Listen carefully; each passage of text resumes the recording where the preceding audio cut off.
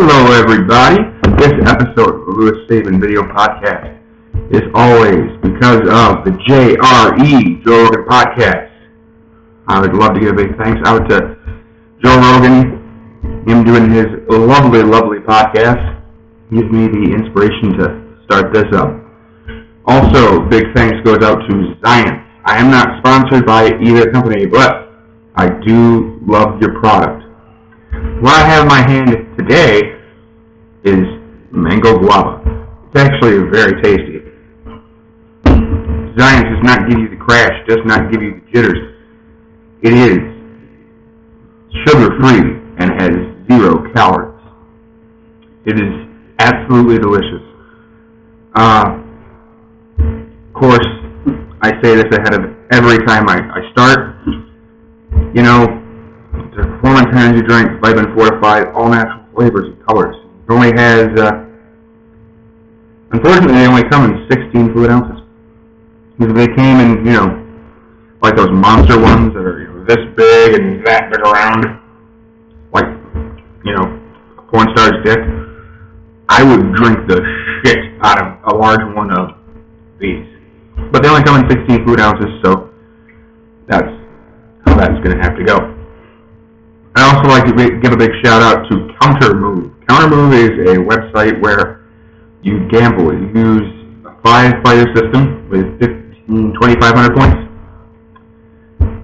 And you select your fighter based on how many points they have, trying to figure out whether or not they'll finish in their fight. Of course, the card this weekend is UFC 187. We'll cover that in a minute. A lot of people use DraftKings. I'm sorry, I know Joe has them as a sponsor.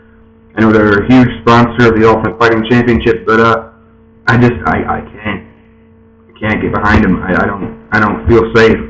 I feel like they're going to screw me. Countermove, you do not feel that way at all.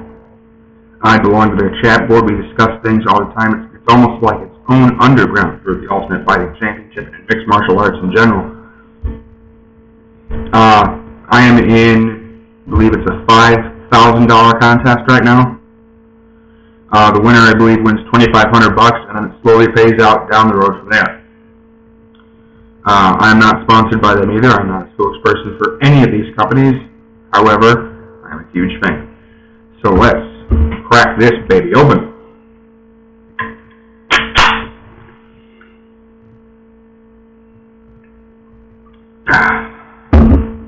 Today's news in the NHL. Mike Babcock has left the Detroit Red Wings. After 10 long and beautiful, beautiful years, Mike has left us. He's decided to go to Toronto, where he has accepted an 8-year, $50 million contract. It really sucks, but things happen. So, best of luck to Mike Babcock. Also in the NHL, Anaheim currently has a 2-1 lead in the series after winning 2-1 last night over the Chicago Blackhawks. I personally had Anaheim in the finals. I didn't originally, but I wouldn't mind seeing them go. Their goalie Frederik Andersen's doing a fantastic job. Also because I just can't stand the Blackhawks. Tonight is Rangers and Tampa. Tampa Bay holds a 2-1 lead in the series over the Rangers. I believe that's on tonight at 8. We'll be tuning in and watching, as always, for the Stanley Cup. This is the semifinals. My hope is it'll either be the Rangers or Anaheim hoisting the cup, and that Tampa Bay will be beaten. In AHL news, the Grand Rapids Griffins have made it to the series, and they are currently in the Western Conference Finals. They are playing Utica. May 24th, it's a Sunday at 7. Monday, May 25th, that's at 7. Those are both at Utica. And then Thursday and Friday, that'd be the 28th and the 29th, again, also at 7. Utica will be here in Grand Rapids. Then, if there's a Game 5 needed, we will play home. And then, if needed, 6 and 7 will be on the road. All of those games, with the exception of Game 5, which will be Sunday, May 31st, will be on at 7. Game 5, Sunday, May 31st, Utica at Grand Rapids, will be on at 5. On the other side of the board, the Eastern Conference Finals, it is Manchester Monarchs against the Hartford Wolves. Or Wolfpack, I apologize. Their first game, actually, Manchester won. That was last night, May 21st. Manchester won 3-2 over Hartford. Game 2 is Saturday, May 23rd at 7 o'clock at Manchester. And the next game, Game 3, is Tuesday, May 26th, Manchester at Hartford. After that, Game 4, Wednesday, May 27th, is Manchester at Hartford again. Game 5, Saturday, May 30th, is Hartford at Manchester. And then, of course, they flip-flop for Game 6 and 7. For Game 6, which would be Sunday, May 31st, Manchester would be at Hartford. And Game 7, which is Tuesday, June 2nd, Hartford would be at Manchester. All of those games are at 7 o'clock. Best of luck to the Grand Rapids Griffins. Hopefully they'll be able to pull off a win and win us the Stanley Cup. Sorry, not the Stanley Cup. If I wasn't retarded, I might be able to do this. The Calder Cup. I always fuck that up. I don't know why. Maybe it's because I'm retarded. In the NFL news, Orlando Skandrick has signed a 1-year, $9.5 million contract extension with the Cowgirls. The Chargers are optimistic that they'll be able to get Rivers to sign to an extension. Best of luck with that.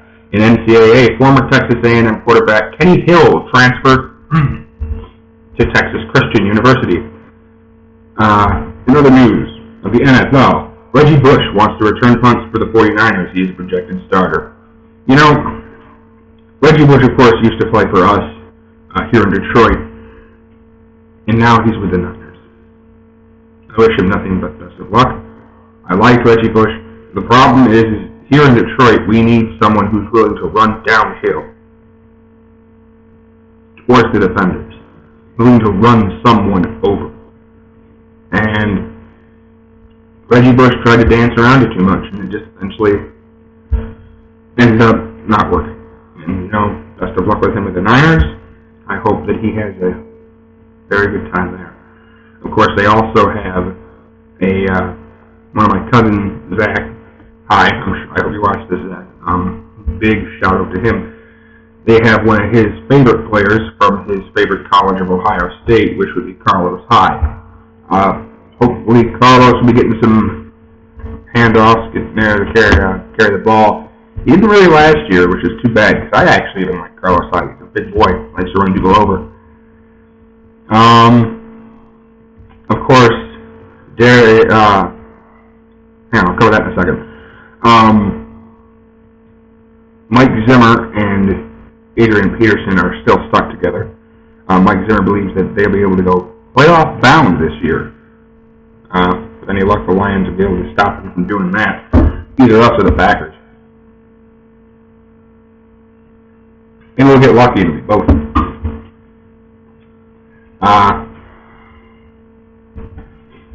The reason I say that's because originally Adrian Peterson, he has stated that he is, I believe he said, uncomfortable remaining in the Viking system.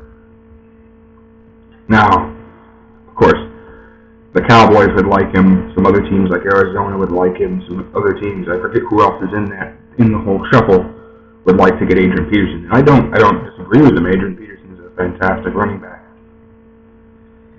To be honest with you, I thought the thing with his son was taken a little too far. I don't mean the court proceedings, I mean him specifically. But, best of luck to him and wherever he ends up being. So far, what I've heard is the front office has stated Adrian Peterson as our running back, and we have no interest in trading him. So with any luck, he will remain with the Vikings. It's funny that I say that because I'm a Detroit fan.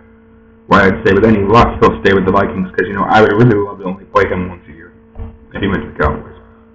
It'd be a nice change of pace. Darius. All right, we'll cover him now. Marcel Darius suspended Bills opener against the Colts for substance abuse. Marcel Darius is a defensive tackle for the Buffalo Bills. He has been suspended for the first game, which is the opener against the Colts. I believe, yes, in Indianapolis, for breaking the NFL substance abuse policy. Now, I haven't read enough of it to know what it is that he used, but this has always been my opinion, and I'm going to stick with it. If he got busted for smoking pot, can we please calm down on the whole if you get caught with pot deal? It's pot. It's not performance enhancing. Here's the only thing it's going to enhance for your performance, and that is if your performance plans are to sit on a couch and watch TV and eat, and maybe take a nap.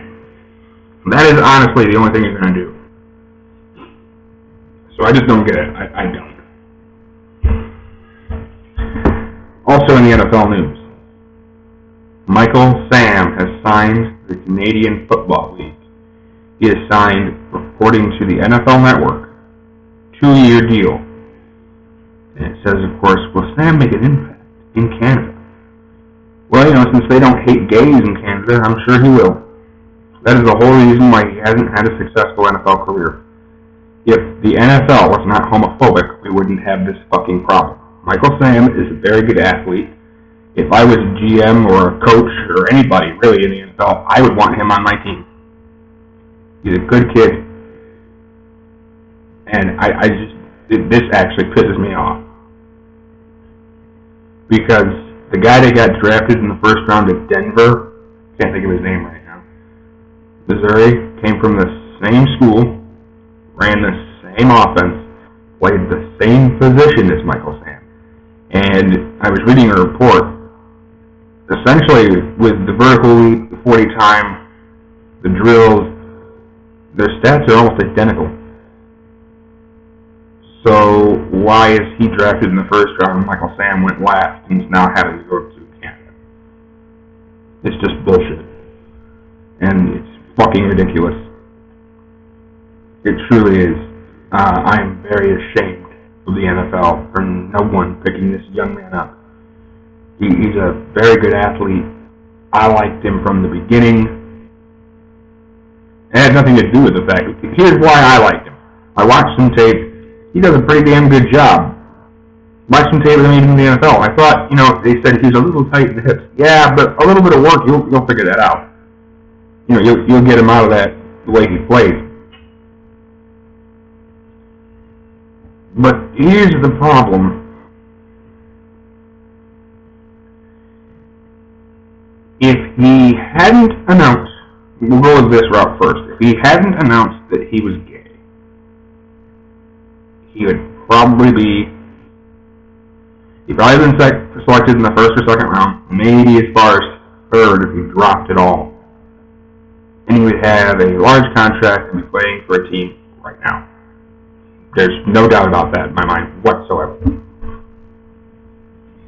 But because he decided to announce that his sexual preference, he's gay, he's not interested in women,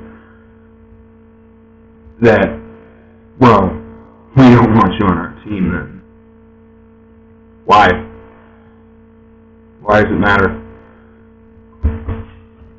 I just don't get it. Why does it matter? Who cares? Let's go beyond that fact, because here's what actually matters on the field. It doesn't matter if he's gay on the field. Does he perform? Yes. Does he get to the ball carrier or the quarterback or attack the line? Yeah. Does he have real quickness? Well, no. He can get off the line quick, but he's not the fastest guy downfield. Can he get to the ball carrier? Does he take him down? Yeah. Why does his being gay matter? Everything I just said is the part that matters about his performance on the field. Whatever he does off the field shouldn't matter. I just don't get it. I don't.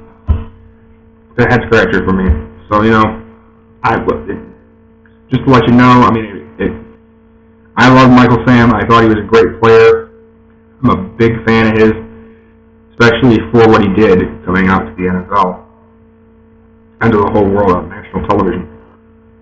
So, best of luck to you, man. I hope you do well in Canada. And maybe within a year, sign a 2-year contract, maybe within the next 2 years, the NFL can learn to pull their heads out of their asses. And you can come back.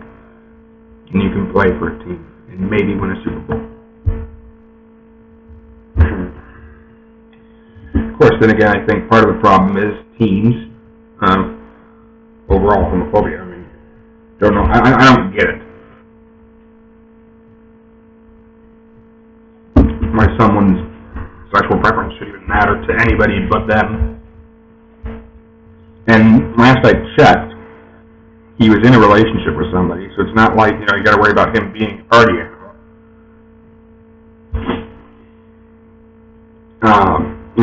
It's just infuriating. Of course, then again, part of this problem I feel is just the old ways of people who are in charge. If you look at the NFL, the owners, they're all, for the most part, old white guys. They're all older. So I wonder if that's a problem. Maybe we need to get some young blood in there and change this around. Of course, another problem with the NFL is Roger Goodell and his pussy ass. I think he should have resigned. Personally, I'd like to see him get fired, but I highly doubt I'll see that. Alright, on to a nicer, easier note. Like I said, Saturday night is UFC 187. The co-main event for this is Chris Weidman against Vitor Belfort. And the main event is Anthony Rumble Johnson against Daniel D.C. Cormier. This entire card is amazing. I am thrilled for this to be finally happening. There's been a couple injuries that have sidelined us, but you know what? We're still going on strong. I should rephrase, one injury and one cokehead. That's what happened. So, to kick off, I will be going through the card and explaining, what's what. Kick off the card so far. First fight on it, which will be on the Fight Pass prelims starting at... Let me look that up real quick. I want to say probably like 6 o'clock. Look this up real quick. The main card starts at 10. I believe the prelims start at... Fight Pass prelims start at 7, which means usually the prelims themselves start at 8. Yep. Okay. UFC Fight Pass, the early prelims start at 6:30 p.m. The UFC prelims on the standard prelims on Fox Sports 1 at 8 p.m. And the main card is on pay-per-view. Alright, here we go. The first fight on the card is Justin Scroggins against Josh Sampo. I believe this is a lightweight fight. Let me double check. Ta-da, come on. Flyweight. Alright, we start off in the flyweight division. Justin Scroggins fights an American top team. I like the kid. He's got good hands, decent stand-up. But I wonder if Josh Sampo is going to give him problems. I believe Sampo is taller than him. Of course, Justin Scroggins is coming off a 2-fight losing streak. He's lost to Dustin Ortiz and John Moraga. John Moraga, I believe, is on this card, actually. Yep, would you look at that? He is on the card. And then, of course, Justin Scroggins is fighting Josh Sampo. Oh, no, Josh Sampo. They're actually the same height. Never mind. think that Jeff Sampo is probably going to beat him. I think he fights out St. Charles May and Rodrigo Vahi Jiu-Jitsu. I think that if he takes him to the ground, nothing against Scroggins, but I think Sampo will be able to submit him. Sampo has 6 submissions and 5 decisions, while Scroggins, I believe, only has 3. I'll check that. 1. He has 1 submission. 1 submission, 2 decisions, and 6 TKO. So if it stands on the ground, if it stands on the ground, that made sense, didn't it? If it remains standing, Justin Scroggins, I believe, will be able to use his hands, use his distance, and maybe put a nice big hand on the jaw of Josh Sampo and drop it. However, I feel that Sampo's going to want to make this a ground war.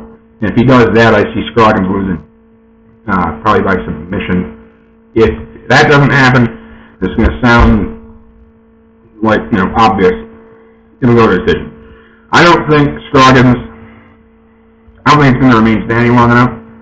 So I see this possibly going to decision. It's either going to be a decision or a submission. Not to say that I don't think Scroggins can do something. It's just, if I was Sambo, all I'd be doing is working on my ground game. And I'd be working on takedown, takedown, takedown. And when it ends up being on the feet, only really work mostly on defense. Because if you have, I don't know what he is belt-wise in Jiu-Jitsu, but if you know the other guy doesn't submit, and the other guy doesn't spend much time on the ground, that's where I'd be spending most of my time as a fighter personally. The second fight on the card is Leo Kuntz and Ismail Makavich.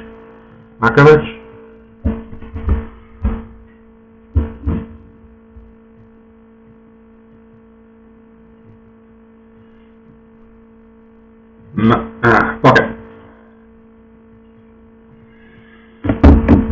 There you go, UFC. It finally stumped me on the name. Ismail Makhachev.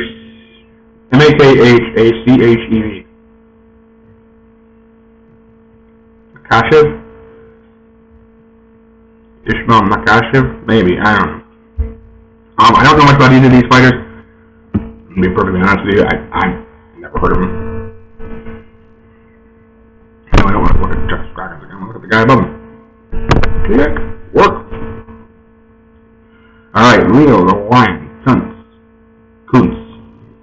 It's spelled that way. It's Kuntz. It's either Kuntz or Kuntz. One of the two. I assume Kuntz. This is a welterweight fight.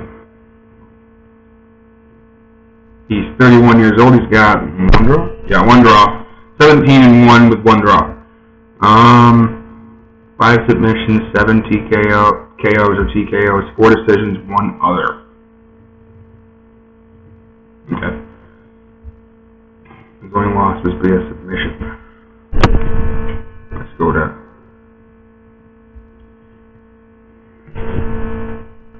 Islam Makhachev, whatever. Oh, no wonder I can't pronounce his fucking name. He's from Dagestan, Russia. He's actually a lightweight. He stepped up to welter.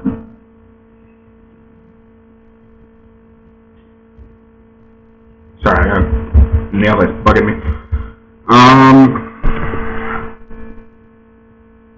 Let's see, who have you fought?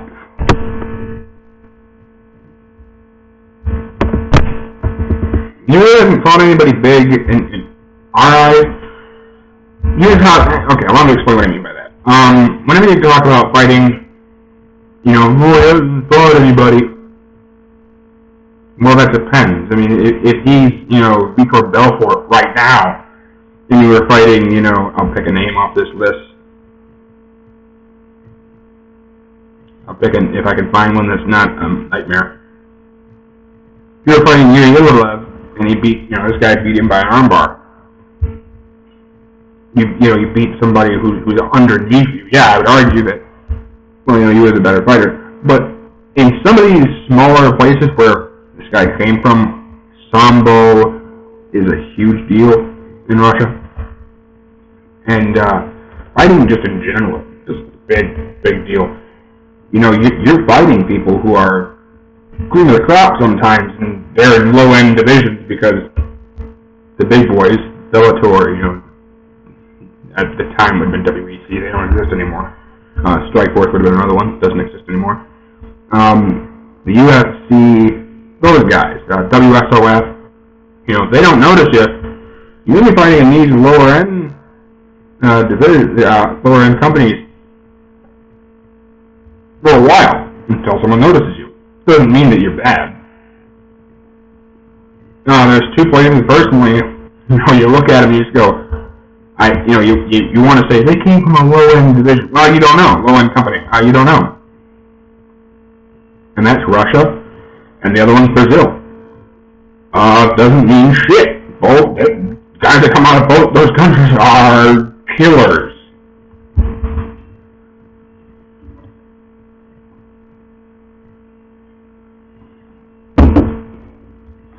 So, you know, I'm not going to give you very, very good insight on this. I'd stay away from it if I was betting, just because I don't know who either of these guys are.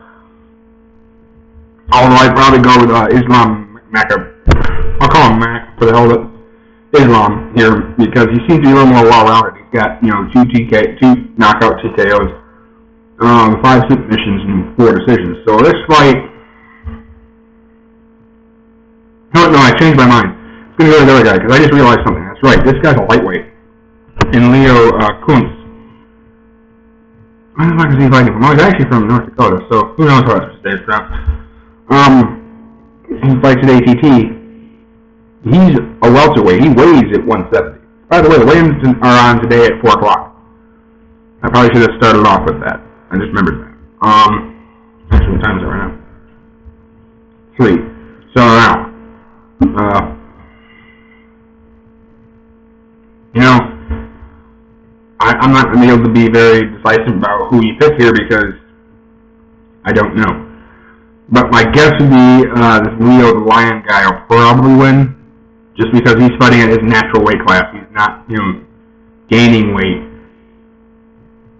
to get up here. Not to say the lightweight guy can't whip his ass. I don't know. Enough about him. The next fight on the card, which is the 3rd overall fight on the card, is Mike Pyle against Colby Covington. Before I click on either of their names, if this remains standing, Mike Pyle wins. Mike Pyle is one of those guys where, well, okay, I'm going to say this. It depends on what depends on what Mike Pyle comes out. If Mike Pyle, the bum, comes out, it's going to go to decision and it'd be a toss-out. But if normal Mike Pyle comes out, you know, the one that head kick knocked out, well, what's his name? Hang on. Now I have to click on the name, because otherwise I'm going to fuck his name up. I'm not going to remember who the hell it is. Are we going to see the guy that came out and TKO'd elbows and punches DJ Wahlberger, or are we going to see the guy that came out and split decision Rick Story?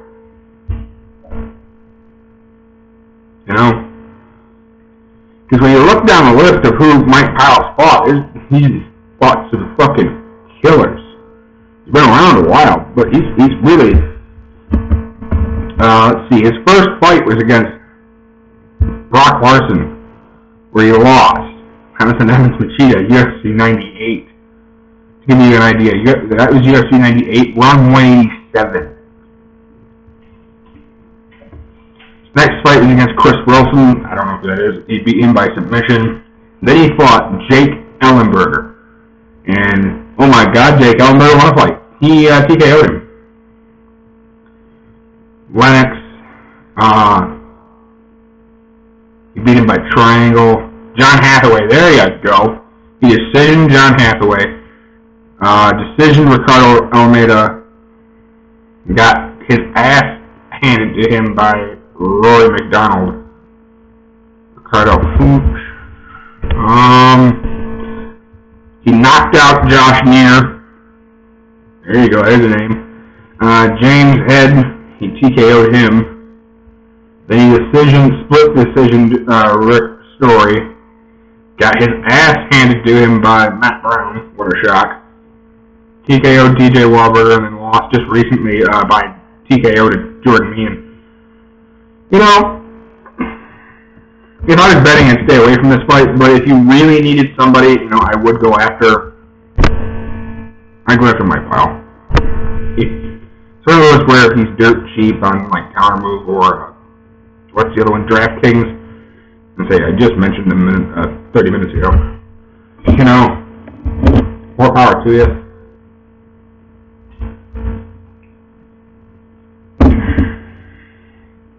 But if this Covington guy can take him down, I don't think he's going to be able to, but you never know.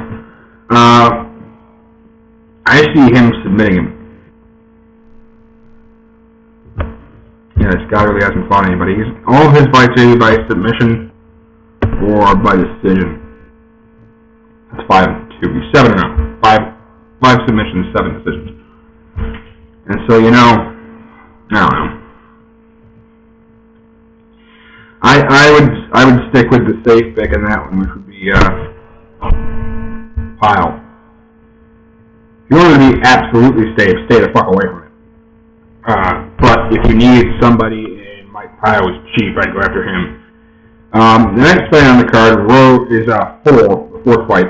And is Rose Namajunas against Nina Asara. Rose fought on, I'm trying to think of the season. Season 19 now? Of the Ultimate Fighter. Rose Namajunas is from the Academy. She's a strawweight. To give you an idea of what that means for those who don't watch this, lightweight is 155. Welter is 170. Middle's 185. Light heavy is 205. Heavyweight 210 and above, I believe. Strawweight, which is what she fights at, is 115 pounds. I mentioned the weight classes to you. I'll go over the other ones in a second, because some people don't know shit about what I'm talking about. Also because that's going to come into factor when I get to the main event. Rose is 2-2. She beat Emily Kagan at Invicta, Kathleen Catron at Invicta, Taisha Torres at Invicta, and at the Ultimate Fighter, we're on Season 20, I apologize. Ultimate Fighter Season 20 finale, she lost via rear naked choke to Carla Esparza. And then Carla fought, what the hell is her name? Polish chick. I can't come up with her name right now. Then she fought to defend the title for the first time and lost. There you go. That's where I was going.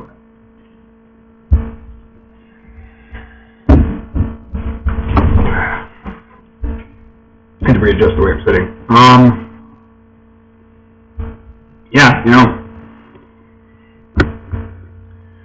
It depends on what Rose does. I mean, Rose, she submits a lot. That's really all I can say. I mean, I didn't watch Season 20. I had better shit to do. Also because I've just kind of stopped watching The Ultimate Fighter. The Ultimate Fighter Nations really turned me off from The Ultimate Fighter because it was that bad. But, I digress. For American Top Team, Rose is fighting Nina Ansara. She's from ATT strawweight, so weighs 160 pounds. She's coming off a loss to Juliana de Lima Carnero. She lost via decision. Other than that,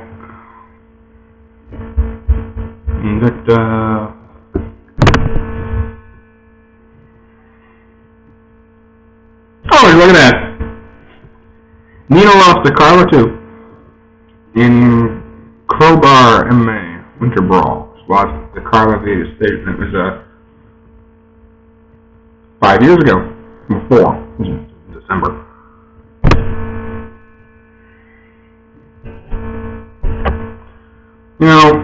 Just in general, when it comes to betting, I stay away from the girls. I'm gonna have to pick Ronda.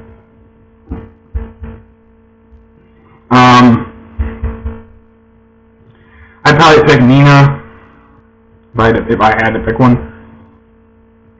I feel like her footwork and her stand-up might actually help her beat Rose.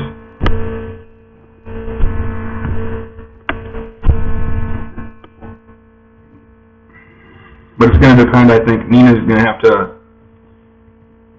work off her back quite a bit because Rose does love the ground. So, I don't know. We'll have to see what happens. Best of luck to both of you.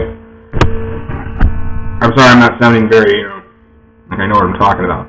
It's because normally the low end of the cards where we start fight past prelims going into the actual prelims. It's a lot of either really low end, not really known fighters, or like Colby Covington, where he's 7-0 and he's only fought one guy in the UFC. It all depends on that. The fifth fight on the card is Uriah Hall against Rafael Natal. Now here's a fight I can talk about. Finally, Uriah Hall went to the finale of the Ultimate Fighter season. Let me see. He was on Team Sonnen, so that would have been season 17. I think. Maybe. It was a loss. Yep, season 17. He lost via split decision to Kelvin Gastelum. Kelvin Gastelum then won the Ultimate Fighter. Then he lost to John Howard. He's coming off a 3-fight winning streak. Complete utter rape of Chris Weedham. Very good fight against Thiago Santos. And then a doctor stoppage against Ron Snowland. Uriah Hall. Trying to think. For those who don't watch this very often, do you remember the black guy? It was a couple of years ago. They showed it on like every fucking news network 3 years ago. 3 years ago? Was it 2012? 2013. So sorry, 2 years ago. Where he did the spinning back kick and knocked the dude the fuck out. For those who don't watch the sport, they're like, oh my god, that was amazing. And I was like, it was really cool, yeah, but it's, best head kick ever. No, it wasn't. It probably ranked him top 10. But it wasn't, no. Whenever someone brings up a head kick knockout, a little tangent here I'm going to go on. Whenever someone brings up head kick knockouts, I automatically, no matter what you say, if your number one answer isn't Edson Barbosa, you're wrong. Don't believe me. Watch a couple fights with beautiful head kick knockouts, Uriah being one of them. Let's see, anything with Krokop, really.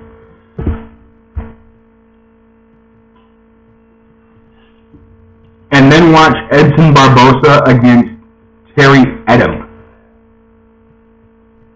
Yeah. Beautiful wheel kick. Just, no. It's one of those things that are hard to explain to someone who doesn't get it. It just, heel to the chin, night. It's one of those where you wish he was mic'd up so you could hear him actually go, as he went to the ground. Just absolute destruction. So now we're back to the fight that we're actually on. Uriah Hall and Rafael Natal. Uriah Hall, he's a great guy. I really like him. He's a nice guy. Now I didn't get to hear the audio because, I was at Wild Wings and those assholes don't know how to turn the audio on when something more important is on. And, is sorry for this, sorry for that, sorry for this, because Chris Weedham. Uriah Hall is 10-4. Three of his losses come by decision, one of them by TKO, or knockout. Actually, I can tell you the exact. TKO, he lost to, oh shit! He lost to Chris Weidman. Cough, cough, people who weren't paying attention. Chris Weidman's the co-main event on this card. He's the champion right now. No wonder he lost. Of course, then again, if I had to fight Chris Weidman ever, it'd probably be like if I had to fight Cain Velasquez. I'd throw like 2 punches, and as soon as he missed me with one, I would just go in the corner in a ball and go, stop it, stop it, stop it. These dudes are freak fucking athletes. I don't want to fight you.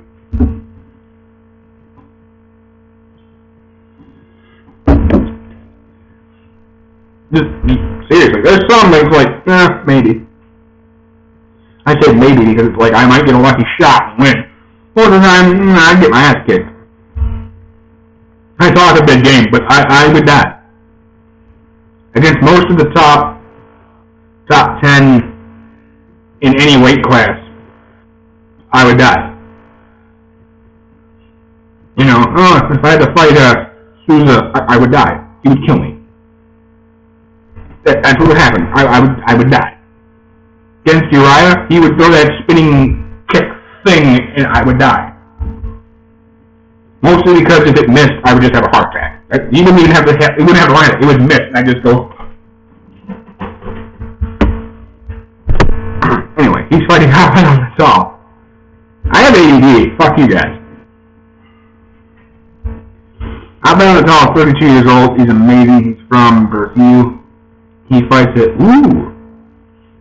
Hendo Gracie Jiu-Jitsu. He's a middleweight, for those of you who didn't know. He's coming off a 2-fight winning streak against Chris Carmuzzi and Tom Watson. Both of those are decisions. Before that, he lost to Tim Kennedy via knockout and decision unanimous against Ed Herman. You know, I like this all. I really do. But I'm looking at this right now. I'm seeing a lot of decisions.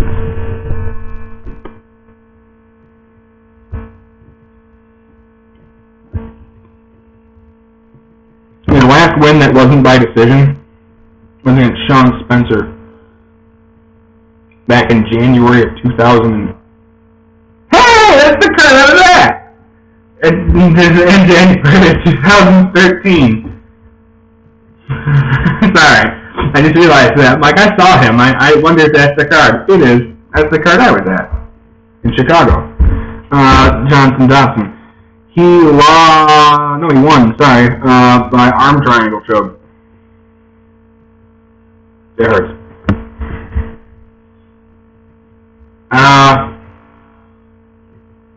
So yeah, I'm going with Uriah. I think Uriah is going to be active on his feet, and I see him winning by TKO. I don't know much about his ground game, but, you know, he does have those long limbs. See him out. He might be able to actually submit him. I doubt to submit half out at all. I'm going to go ahead and say, yeah, Uriah probably by TKO. The next fight, 6th on the card, is Josh Berkman against Dong Dong Kim. Berkman, to look up his information. Let me go to it. It does.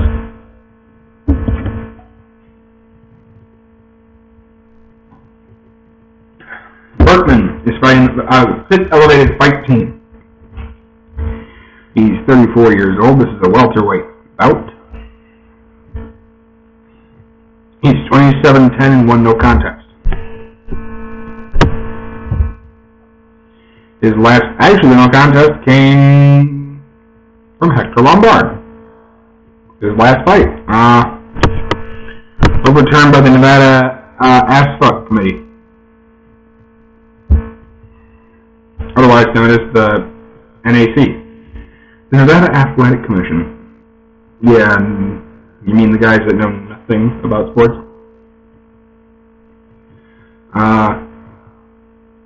Oh shit, I didn't realize who this is. Berkman came from the WSOF. I don't know why I didn't know that ahead of time. He's really good, actually. He's pretty good. He submitted John Fitch. I'm trying to think, is it him? Yep, it is.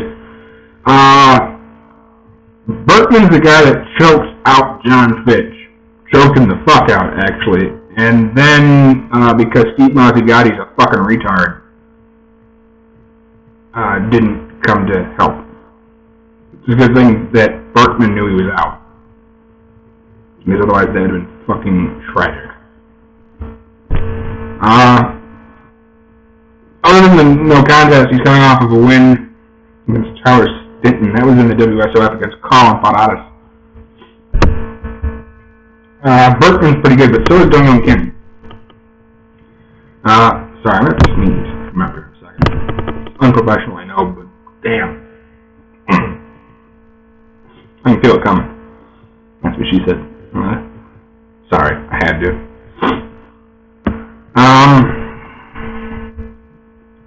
Let's see.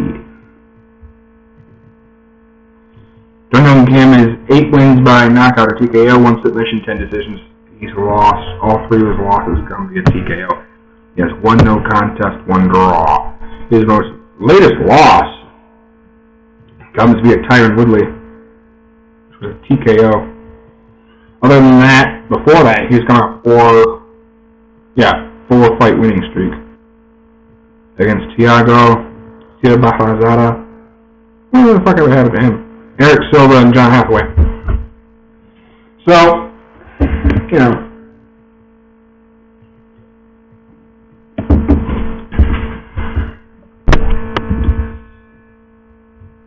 I'm thinking.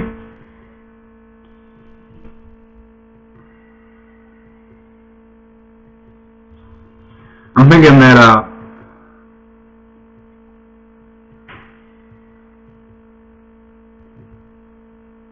I'm going to go ahead and go with Berkman. I think Berkman can beat Dong Young Kim. I see that being possible. Assuming the Nevada Asphalt Commission doesn't fuck it up like they normally do. The 7th fight on this card is John Dodson against Zach Makowski. John Dodson is amazing. I love John Dodson. This is a flyweight. Yes, it is. Good. I was making sure, like, after I said that, I'm like, wait, you didn't move up, did you? John the Magician Dodson. He is amazing. He has amazing power in his hands. The first fight I ever actually went to go see was Demetrius Maynard Johnson against John Dodson in Chicago, and I had to wait to the end because I actually didn't know who won. John Dodson, I have to say, is the only legitimate, at the moment, only legitimate contender against Demetrius Maynard. Because John Dodson has the same speed, but he's got power behind his punches. He fights for Jackson Winklejohn MMA, which is a beautiful, beautiful camp. I probably should tell you this. Flyweight's 125 pounds. Those that are uninformed. He's coming off of 2 fight winning streak against Jarrell Montanga and John Moraga. One of them was a knockout, the other one was a TKO. Before that, which actually might be, nope, it's not. Before that, he's lost. It's in order. He won both those. Before that, he lost to Demetrius Johnson, who's the champion. So, you know, considering that, oh shit, I should bring this up. Okay, hang on a second. I don't want to bring up, what the fuck do they call it, a meme?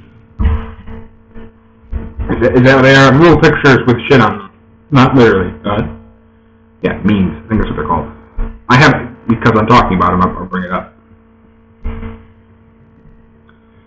Someone sent this to the Counter Move, through Counter Move. I was talking about that a minute ago. I belong to their Facebook page.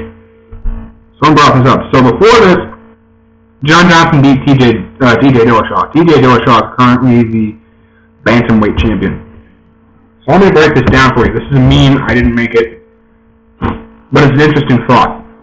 So John Dodson beat TJ Dillashaw. TJ Dillashaw beat Renan Barão, who's a beast. Renan Barão beat Uriah Faber, another beast. Uriah Faber beat Jens Pulver. Jens Pulver beat BJ Penn. BJ Penn beat Matt Hughes. Matt Hughes beat GSP. GSP beat Jake Shields.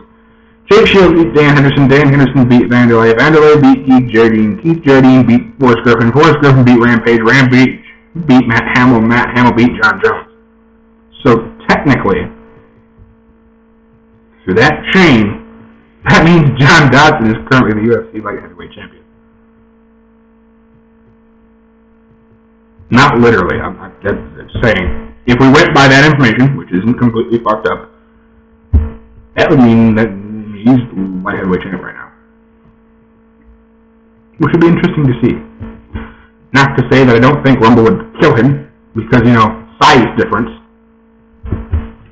I think Rumble's like, 6'2", and John Dodson, I think, is 5'5", maybe 5'3". See, not even 5'5". So that would be murder.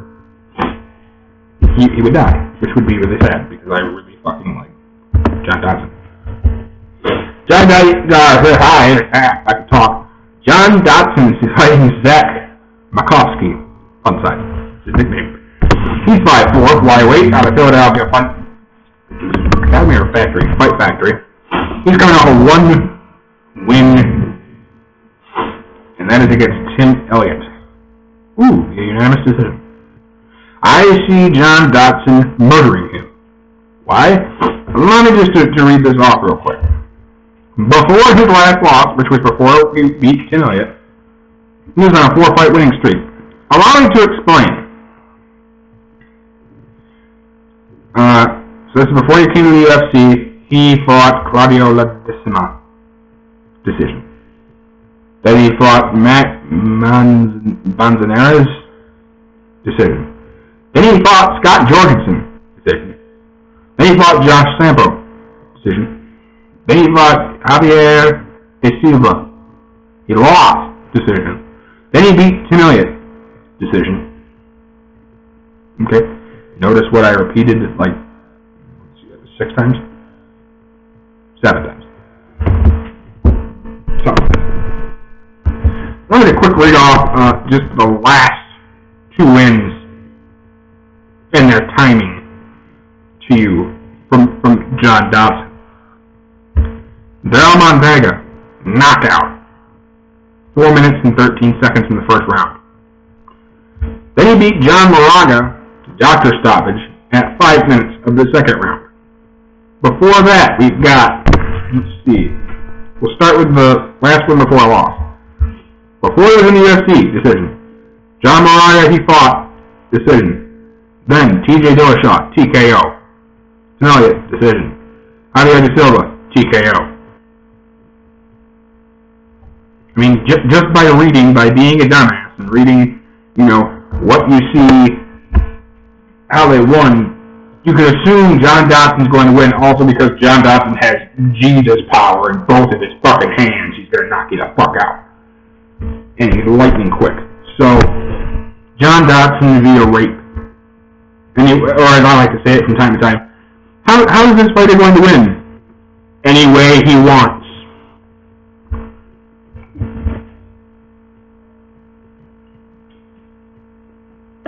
He wants to knock you out, he will. He wants to submit you, he sure as hell is going to try. The next fight on the card, which is the 8th fight overall, is Joseph Benavidez against John Moraga. Joseph Benavidez is 30 years old, he's 5'4". It's a flyweight fight from Team Alpha Male in Bang Ludwig. He has 21 wins and 4 losses. Sorry, I had to say that. He's going off a 2-fight winning streak against Tim Elliott. Jesus Christ, does everybody have to fight Tim Elliott to get here? And then Dustin Ortiz. He submitted Tim Elliott, and it was a decision win over Dustin Ortiz. Before that, he got knocked the fuck out against Demetrius Johnson. Jesus Christ. If I see Javier De Silva on anybody's roster, on anybody's fucking list of wins after this, I might rage for a minute. No, he beat him before that, and before that it was Ian McCall. So I had to double check. I was like, I see one more name. I'm just gonna, these are the gatekeepers. You must beat these people before you can even look at anybody worth a damn. Joseph Benavidez has been around quite a while. He doesn't have necessarily power. I like to compare him to kind of Diaz. He doesn't have a lot of power, but he hits you with 50 different punches in 4 seconds. So, he's Very good. He can also submit you. He's fighting John Moraga.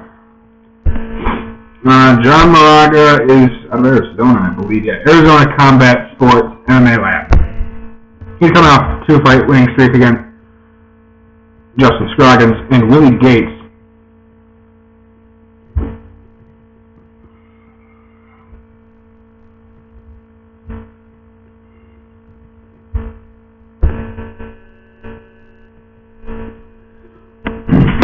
Sorry, I'm trying not to yawn. Okay, only one repeat name on there. Sorry, I was double checking. Because if I see this, I will mention it. John Moraga is 16-3, 2 TKOs, 8 submissions, 6 decisions. And let's see. Oh, nope. Of his 3 losses, they're one of each, TKO, submission, and decision. So, that logic. And knowing how John Moraga fights, John Moraga loves to submit. I'm going to go ahead and say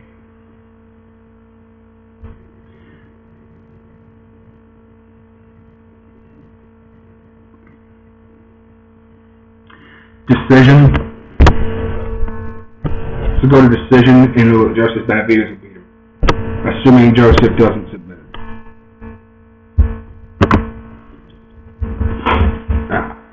The next fight on the card, 9th, is Andre the Pitbull Arlovsky against Travis Papa Brown. Andre Arlovsky is one of those fighters that he was around for a while, then he left. Either left or got cut. He left. And then suddenly he decided, I want to keep fighting. And so now here we are. He's 23-10. He's fighting out of Belarus. He has 1 no contest. He's fighting Travis Papa Brown. He is coming off a 4-fight winning streak against Mike Kyle, Andreas Kraniotakes, something like that. Brian Shaw and Antonio Silva, Bigfoot, where he knocked out Bigfoot, not shocked. Before all 4 of those wins, I need to make sure that I state this properly. He lost via unanimous decision to Anthony Johnson.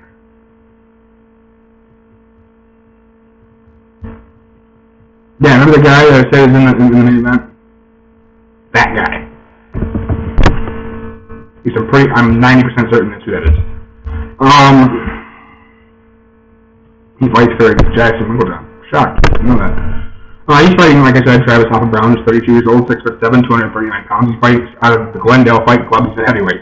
He is 17-2, 13 TKO or knockouts, 2 submissions, 2 decisions. He's got 1 loss via knockout or TKO, and 1 loss via decision. He also has 1 draw and no contests. He's coming off of a 1-fight winning streak against Brandon Schaub, where he knocked him the fuck out. Before that, he lost to Fabricio Verdun, which is not too shocking because Fabricio Verdun is a beast. Before that, he beat Gabe Gonzaga, Alistair Overeem, not shocked, and Josh Barnett, which was kind of surprising. He beat him with those Hoppa elbows, which I'll go through real quickly right now, an explanation of what that is. So, Travis Brown has what we call Hoppa elbows.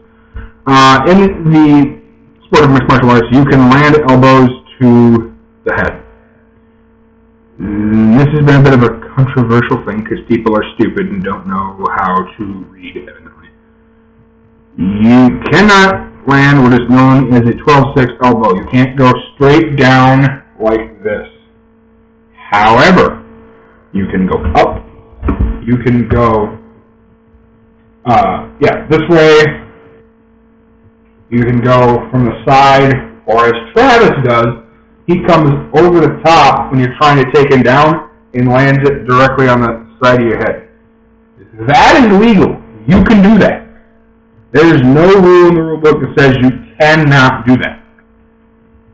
However, if he hits you in the back of the head with it, that makes it illegal. Yeah, I argue that they say it a lot, and it bothers me when they do it. You gotta watch the back of the head. I totally agree with you. However, 99.9% of the time, Travis Brown throws those. He knows what he's doing. I'll say this. When any fighter's throwing anything, They know what they're doing. Case in point, Michael Bisping against, who the fuck was it?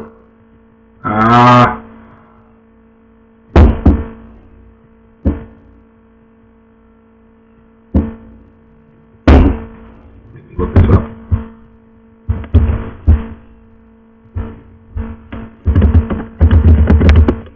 No, this is going to bother me.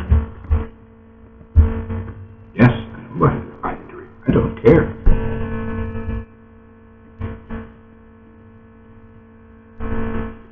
I'll read that comment in a second. Hang on, that's long. Normally I think Michael Bisping is scum, but he did say something that's pretty funny. There we go, Sherdog.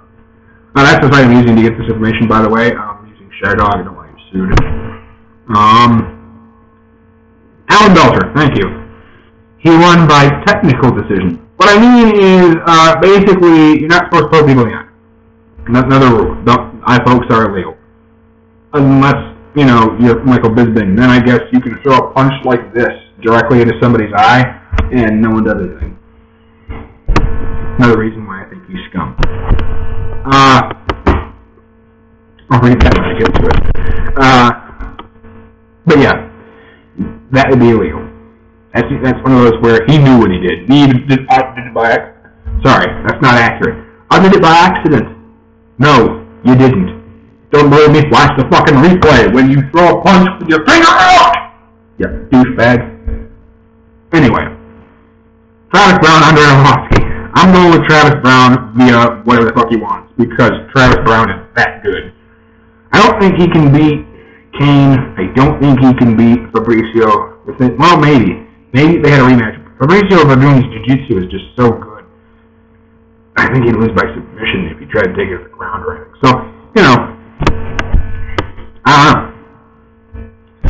But I go, for this fight, Travis Brown.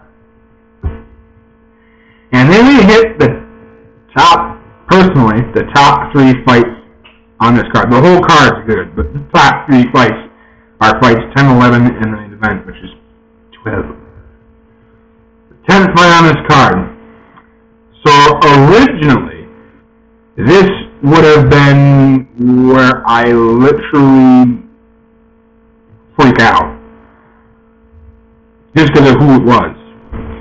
But due to injury, it's been changed. Originally, it was Donald Cowboy Cerrone against Khabib, the Eagle Nurmagomedov.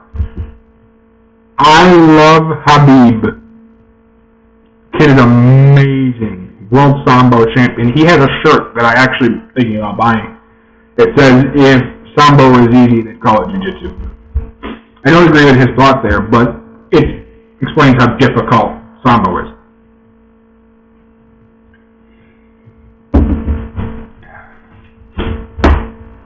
Donald Cerrone is a kickboxer. His kickboxing is world class.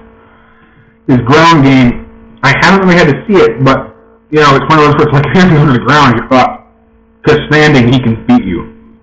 He has great punching power, great combinations. He's just overall scary to fight.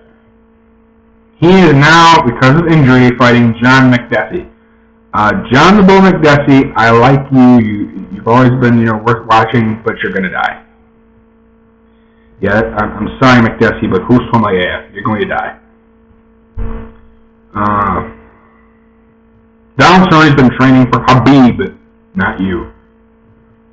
He's been training to get not thrown around by a world Sambo champion.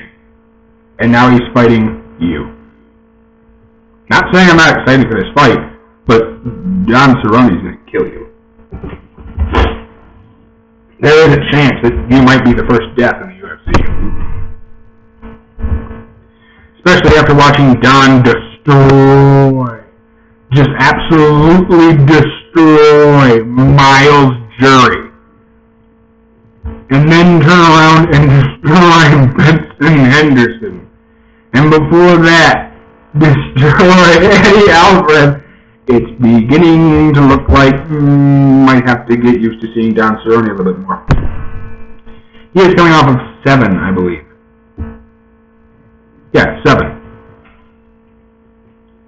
7 straight wins over Evan Dunham, Adriano Martins, Edson Barbosa, Jim Miller, Eddie Alvarez, Miles Jury, Benson Henderson. Benson Henderson, who, by the way, used to be the champion. And before those wins, he lost to the current champion, Rafael dos Anjos.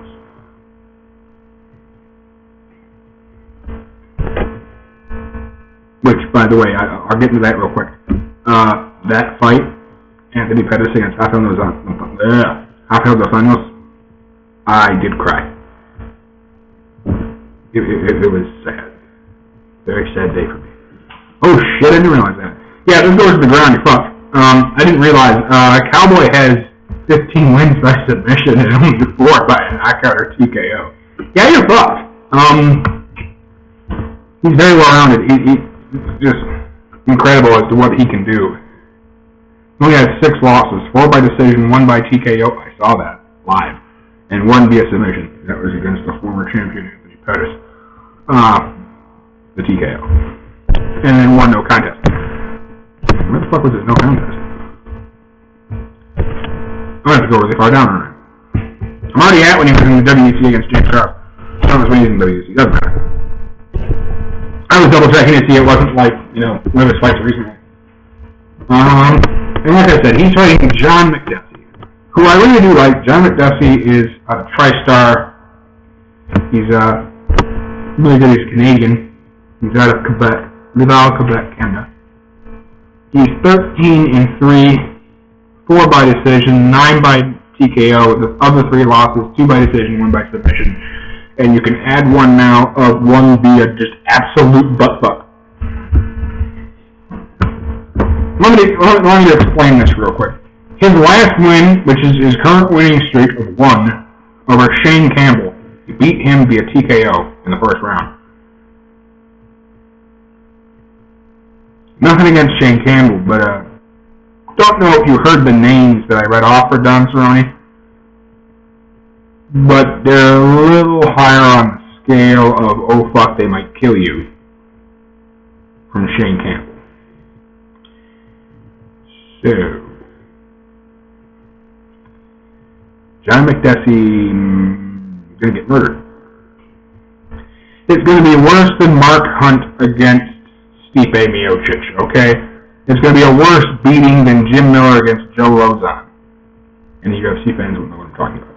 Actually, mixed martial arts fans in general, because most of them watch UFC also. It's going to be worse than Bigfoot Kane 1 and 2. I'm trying to think of any other complete maulings. That's pretty much it. I can think of off the top of my head. Without getting technical and searching for it. So yeah, I have Donald Cerrone via however the fuck he'd like. He could head kick you in the face. Yeah, that makes sense, seeing it's a head kick. Dumbass. Spinning steel box with the body. He could submit you. He could decide to put his fist through your face. Any of those would be fine. I have them my counter move team, so I'm happy. Originally, I was staying away from it, and then I changed my mind. The co-main event, which is fight number 11 on the card, move on to this now, is the champion, Chris Weidman, undefeated 12-0 against Vitor Belfort, who is 24-10. A lot of people are confused as to how this is still the co-main event. Well, originally it was supposed to be, the main event was supposed to be Anthony Johnson, John Jones. Sorry, I said that backwards. John Jones, Anthony Johnson. Doesn't matter. And then John Jones decided to crash his car into a woman and then flee the scene and then come back to get his money.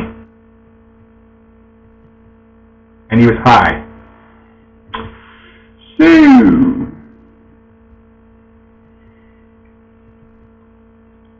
he was stripped of his title, and he currently probably going to face some jail time. The discussion around the MMA world is, well, he'll probably pay the woman off so she, will get a settlement. But I believe one of the things he's being charged with is a felony. So he's going to spend some time. He's going to go in the corner and have some time out. But anyway, back to this. The co-main event, Chris Weidman against Vitor Belfort. Personally, I'm kind of staying the fuck away from this fight because as much as I think Chris will dominate, we're looking at a different, new, hungry Vitor. And he's not on the juice. Which, by the way, he looks like he could fight at welterweight when he's not on the juice. Which brings me to what I mentioned when I looked up Michael Bisping. Michael Bisping says, with no magic sauce, Belfort unlikely to beat champion Weidman at 187. I thought that was comical. Yeah, I agree. Unlikely. But holy fuck.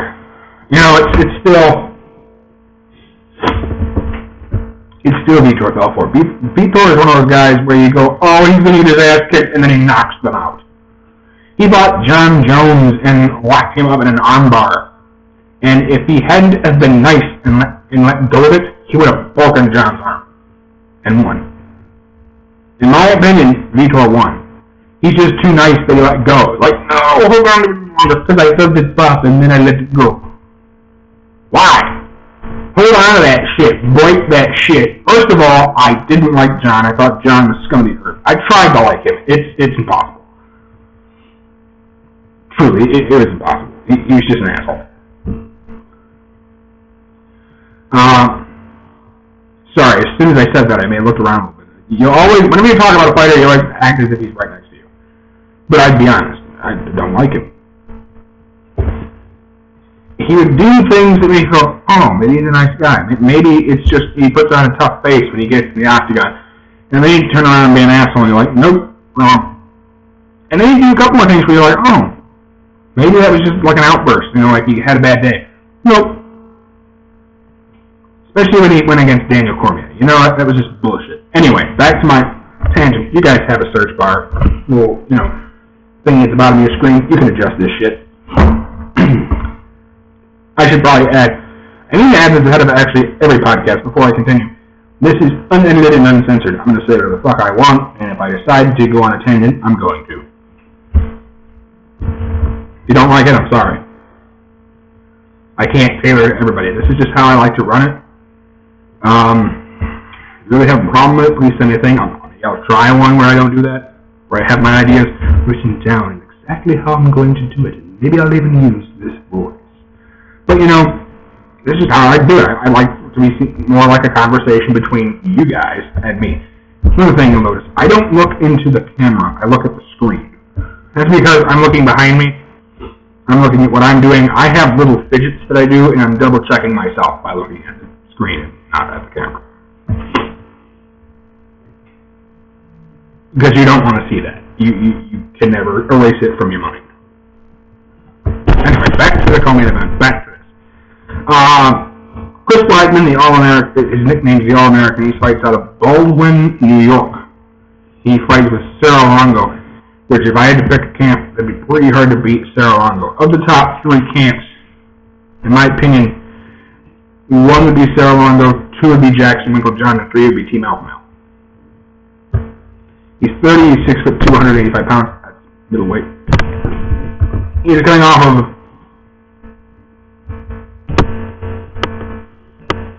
oh, that's right. Never mind, he's undefeated. My bad. I didn't think about that. Think before you speak, man! Sorry. I'm saying, when he's coming off of like an 18-fight losing streak, their winning streak, and man, I'm like, oh, no, right, he's 12-0. I said that already. I'm retarded. He's fighting Vitor. The phenom Belfort, who fights the Black Zillions. It used to be you heard the word Black Zillions as a mixed martial arts fan and you laughed. They were a joke. The Black Zillions were terrible. Now it's like, watch out for Black Zillions. They've suddenly gotten some people on the roster that are actually worth a damn. One of them being Michael Johnson, who was supposed to fight Benson Henderson, but Benson Henderson pulled out. I don't know if he was hurt or not. Alright, so since the loss to John Jones, Vitor Belfort has a 3-fight winning streak, beating Michael Bisping. That's why I almost said that. TKO head kick. Luke Rockhold, who's a boss. Spinning heel kick. Knockout. And then you really need to retire, but I love you, Henderson, via head kick knockout. Vitor hasn't fought in 2 years. He's also no longer on the juice, can't be, and he's no longer on TRT, testosterone replacement therapy. So, you know, it's one of those where you want to say automatically that means he's out, but you can't count him out. He's that good. Although I'd like to see him, I know, okay, so he was a light heavyweight, then he dropped down the middleweight. This is when he's been waving.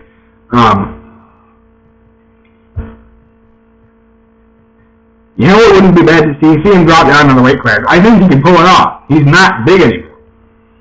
But I think he could be a dominant welterweight. I meant to say this. He's 24-10, 17 TKO or knockouts, 3 submissions, 4 decisions. He's got 10 losses, 3 by knockout, 2 by submission, 5 by decision. And I meant to say this also. Weidman's coming off of beating Anderson Silva twice and Lyoto Machida. And I know a lot of people are saying, well, that doesn't mean he's a great fighter. He did beat the greatest in the world, but Anderson was fucking around. I totally agree with you. Anderson was fucking around the first one. He was being stupid, and he got knocked the fuck out. Literally. Actually, it's on the intro to the UFC now, and you watch the intro thing. It's in there. I think it's great. Like, yes, thank you for adding that. That along with the Lesnar backflips. When Kane killed him. Well, he didn't kill him, he whooped his ass. And then the next time, Anderson broke his leg. I'm going to look that up after I'm done doing this real quick. Give you an update on Anderson. I actually don't know what's going on. Last I heard, he's suspended for a year, I think. Which, I know that he got caught with steroids, but I think they were for his leg. To be honest with you, I think they were for his leg. Anyway, before that, he also, Chris coming off a win over Machida. This is one of those fights that I'm truly on the fence about. My head says, my head and my heart say Chris, but it's just, I've seen Vitor. I've seen him where you're going, he's not going to win, he's getting his ass whooped. And then he just throws this, really nice head kick, and BAM! Knocks you the fuck out. So, I don't know. I really don't.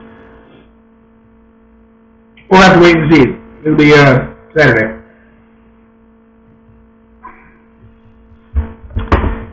And the main event, Anthony Rumble Johnson against Daniel D.C. Cormier.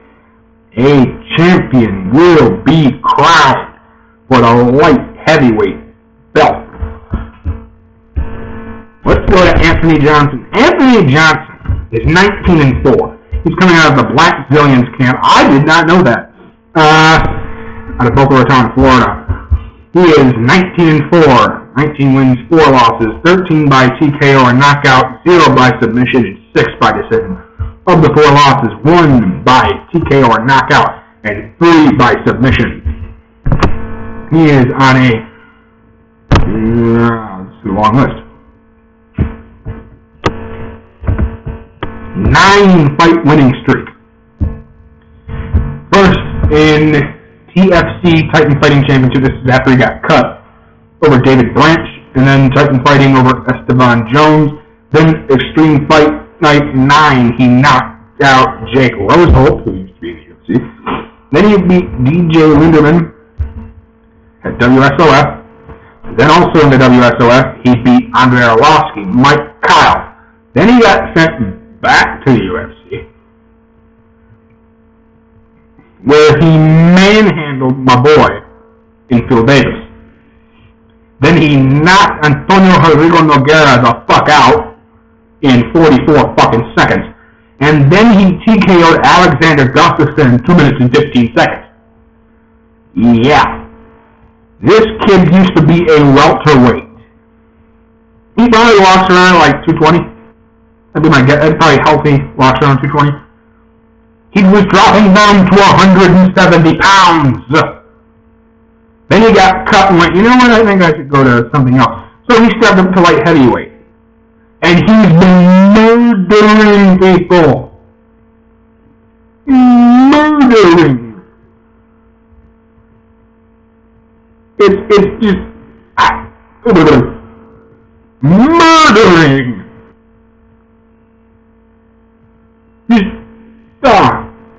It's impressive. I watched him in the WSOF, and originally I thought, not bad. I watched him fight Andrei Arlovsky, and I was like, not bad. Then I watched him fight Mike Kyle, and my cousin and I were discussing this. My cousin Ryan, we were discussing this. He used to be in the UFC. He was cut. Now he's fighting at this weight. And I was like, I wouldn't mind seeing him come in. He might be able to do some good. I hear he gets brought back. He's fighting Phil Davis. I was like, that sucks. He's going to lose. Phil Davis is going to wrestle fuck him. That's what Phil does. Phil's a master at it. And he threw Phil Davis around.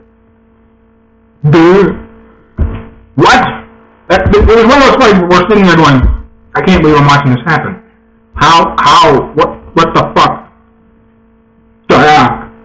And then he fought Nogueira and knocked him out in 44 seconds. 44 seconds.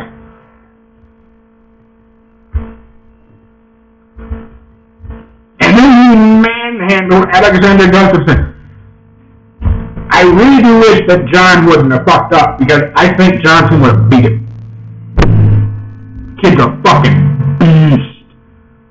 And he's ripped as fuck.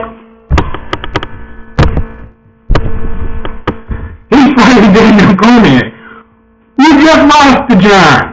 You're supposed to fight Ryan Bader. So, this is one of those where it's like, yay for Daniel. I like Daniel. Good for you, kid. Didn't want to drop that. Good for you. But fuck, I would have liked to have seen you fight Bader. Damn it. Now that fight's been scrapped. Fuck you guys.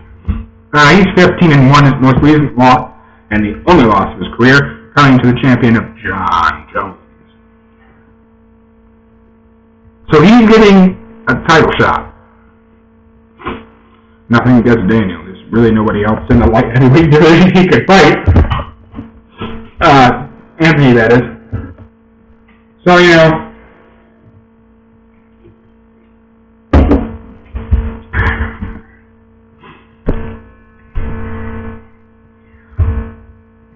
he's 15-1. He's got 6 by TKO, 4 by submission, 5 by decision.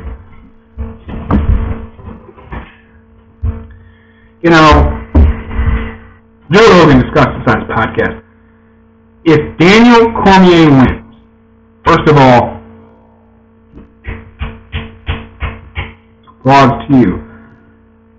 Second, we almost have an illegitimate champion. Because he didn't beat John Jones. So, I don't totally agree with that logic, but I see what he means. It's one of those where, you're right. But if Rumble beats him, which I think he will, holy shit. Holy shit. That's all I can say. He will be another just absolute dominant champion. I have Rumble on my counter team. I think that he will beat Daniel. And my premise for that was Phil Davis. And then I thought about it a little bit, and then actually I listened to Joe Rogan's podcast, and he covered it after I thought this. It was one of those, I'm like, something got shared there. I doubt it.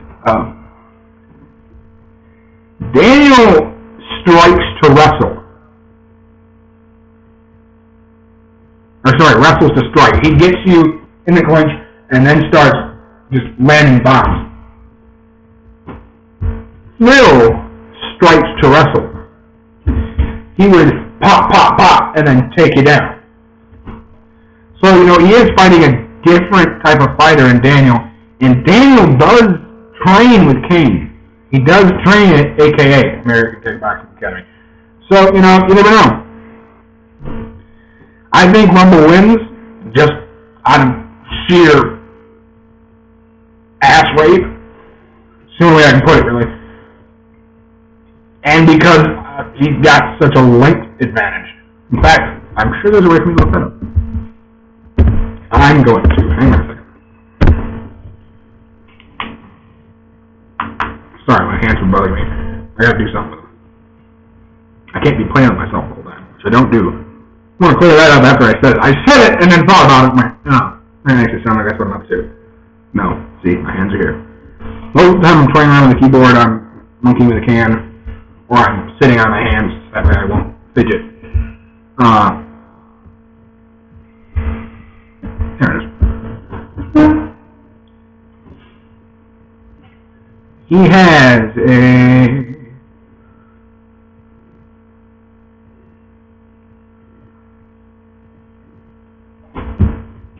Really?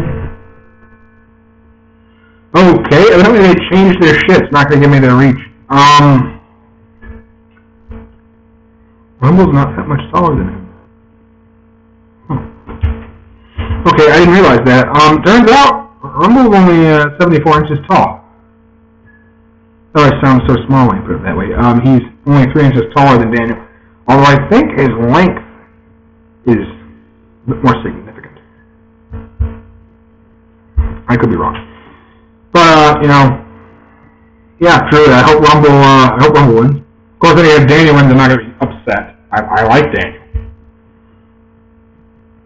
So yeah, that's pretty much that. Trying to think right now. If there's anything else I want to cover. UFC is going to Mexico City on... If I can get the Fight Finder on... Air Dog. Come on, open. Work. There we go. They're also going to South Korea, which I'm uncomfortable about. Ooh, they did announce that. So, I'm going to be up at 7 in the morning again. It looks like September 26th. Barnett Nelson has been announced. They'll be fighting at Satama Super Arena in Saitama, Japan. So best of luck with that. August 8th at Bridgewater Arena, Nashville, Tennessee. Urban St. Preux OSP will be fighting Glover Teixeira. August 1st, Ronda Rousey will be fighting Betch Correa. Best of luck to Ronda in that. I'm not going to click on the card because then I'll be going through. There it is. Otherwise I'll be talking forever. I was trying to come up with who... When I was talking about the strawweight division, it's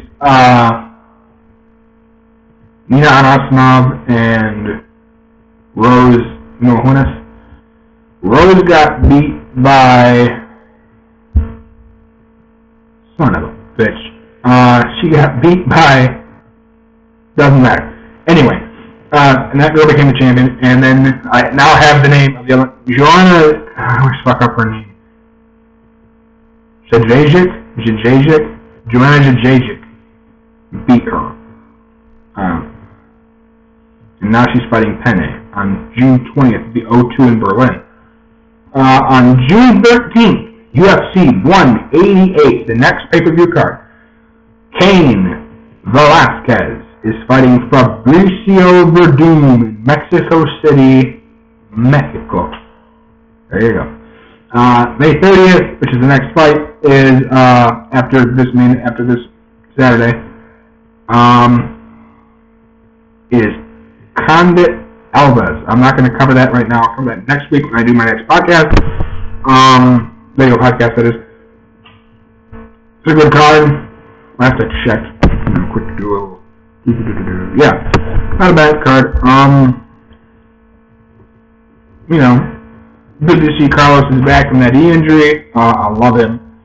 After that, June 6th is Bush Henderson. That's pretty much it. Of course, June 11th, I will not be here. I will be in the UP. Actually, on the 11th, I should be back in the Lower Peninsula of Michigan.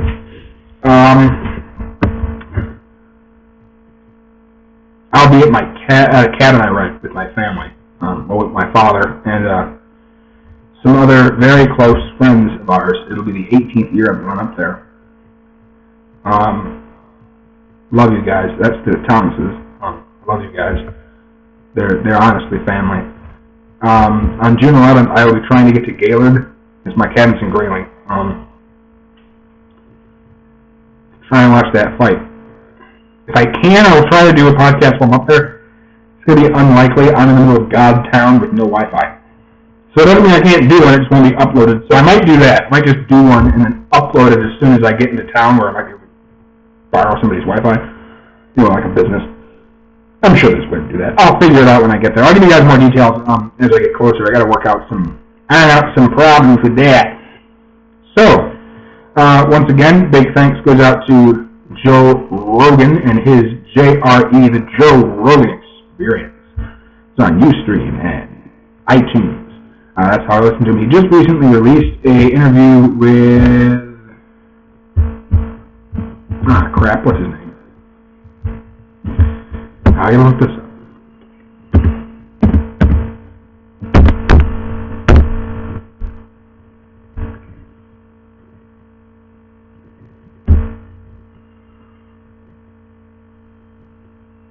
Oh, he released another one.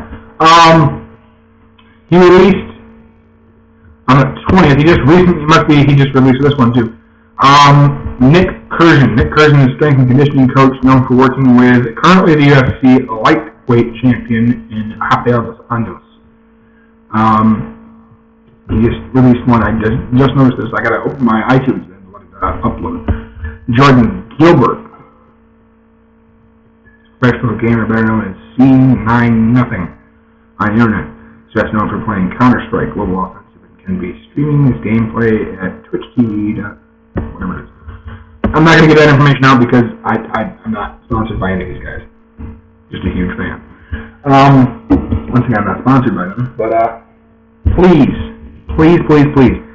buy Zion. Huge fan. I love your shit. It's awesome. It's delicious. Like I said, I'm drinking mango guava right now. It's beautiful, beautiful, beautiful product. No crash, no jitters, performance, energy. Like I said, big fan. Can't say enough good things about them. And also, not sponsored again, but if you guys are big mixed martial arts watchers like myself, it'd be cool if you could sign up for Counter. Counter is a fun site. If you belong to DraftKings, you can do both. I don't give a shit. I don't think DraftKings is really mind either. They're spending money regardless. Again, it's a gambling site. You gotta be 18 or older to use it. I believe it warns you actually when you get in the site. There are some free games. There's some money games. It's a great site. I love them. I'm gonna try and see if actually they'll sponsor me. They might, because all it would be is I just mentioned them.